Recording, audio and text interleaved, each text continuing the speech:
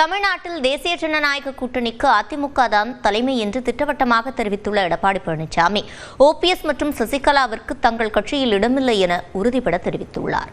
டெல்லி சென்றுள்ள அதிமுக பொதுச் செயலாளர் எடப்பாடி பழனிசாமி மத்திய உள்துறை அமைச்சர் அமித்ஷாவை நேற்று அவரது இல்லத்தில் சந்தித்து பேசினார். இந்நிலையில் டெல்லியில் செய்தியாளர்களை சந்தித்த அவர் தமிழ்நாடு அரசியல் நிலவரம் குறித்து அமித்ஷாவிடம் எடுத்துரைத்ததாக குறிப்பிட்டார்.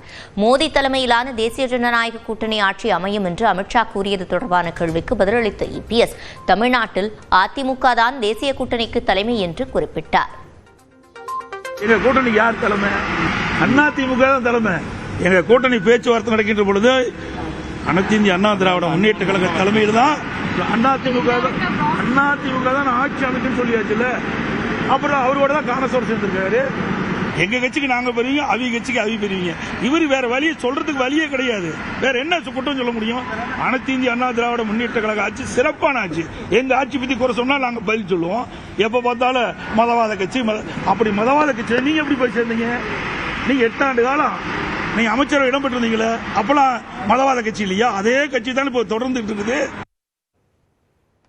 தொடர்ந்து பேசிய அவர் ஓபிஎஸ் மற்றும் சசிகலாவிற்கு அதிமுகவில் இடமில்லை என்று திட்டவட்டமாக தெரிவித்தார். அதே சமயம் டிடிவி தினகரனுடனான கூட்டணி பேச்சுவார்த்தை குறித்து கேள்விக்கு இபிஎஸ் மறுப்பு ஏதும் தெரிவிக்கவில்லை.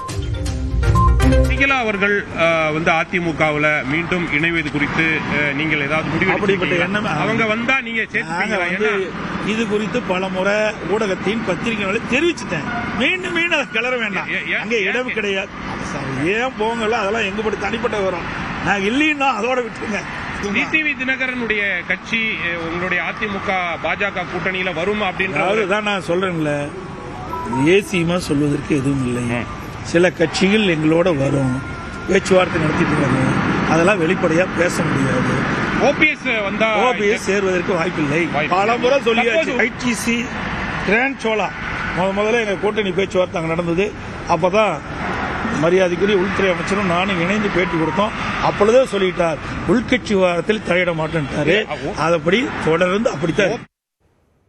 மேலும் சில கட்சிகள் கூட்டணிக்கு வரும் என்று நம்பிக்கை தெரிவித்த இபிஎஸ், தொகுதி பங்கீடு குறித்த அறிவிப்பு எப்போது வெளியாகும் என்றும் விவரித்தார். அது நான் ஏற்கனவே சொன்ன மாதிரி இப்ப பாட்டாளி மக்கள் கட்சி எங்களோட இணைஞ்சிட்டாங்க. அது மாதிரி இன்னும் சில கட்சிகள் எங்களுடைய கூட்டணியில் சேரும். அப்ப நாங்க தெளிவா சொல்லுவோம். அப்ப எல்லா கட்சிகளும் ஒன்றாக சேர்ந்த பிறகுதான் இந்த சீட்டெல்லாம் முழுமையான விவரத்தை அறிவிக்க முடியும்.